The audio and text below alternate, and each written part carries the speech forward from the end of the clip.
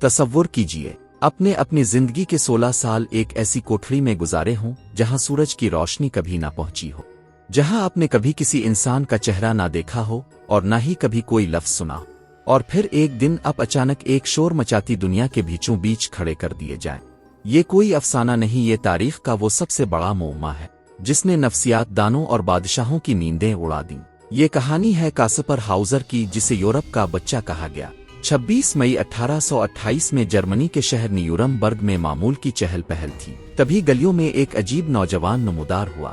اس کے قدموں میں لڑکھڑاہٹ تھی جیسے زمین اس کے لیے اجنبی ہو۔ اس کے ہاتھ میں ایک خط تھا اور اس کی زبان پر صرف ایک جملہ، میں ایک نائٹ بننا چاہتا ہوں جیسے میرے والد تھے۔ وہ روشنی سے ڈرتا تھا، اسے پکا ہوا کھانا دیکھ کر متلی ہوتی تھی اور وہ صرف روٹی اور پانی قبول کرتا۔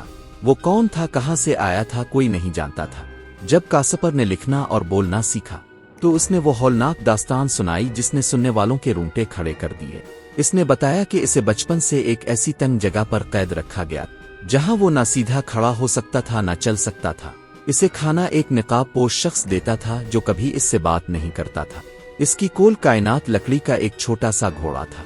کاسپر کے لیے دنیا صرف اس 4 دیواری کا نام تھی۔ اس قصے کے منظر عام پر آنے کے بعد یہ قصہ ایک سیاسی طوفان بن گیا۔ ادب کی دنیا میں اسے انسانی روح کا کرب قرار دیا گیا۔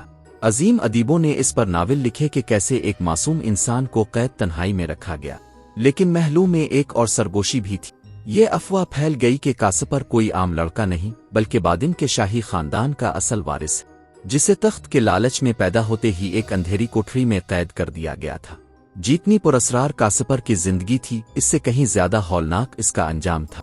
1833 کی ایک سرد دوپہر اسے ایک باغ میں بلایا گیا۔ ایک اجنبی نے اس کے سینے میں خنجر گھونپ دیا اور ایک نوٹ چھوڑا۔ اس نوٹ پر لکھا تھا، کاسپر آپ کو بتا سکے گا کہ میں کون ہوں۔ لیکن کاسپر کچھ نہ بتا سکا۔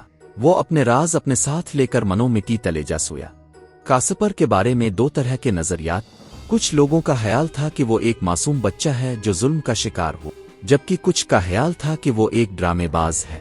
آج بھی کاسپر ہاؤزر کی قبر پر لکھا ہے، یہاں وہ دفن ہے جو اپنے وقت کا سب سے بڑا معمہ تھا۔ آپ کو کیا لگتا ہے اس بارے میں؟ اپنی رائے کمنٹس میں ضرور بتائیے گا، اور ایسی ہی دلچسپ ویڈیوز کے لیے چینل کو سبسکرائب کیجیے گا۔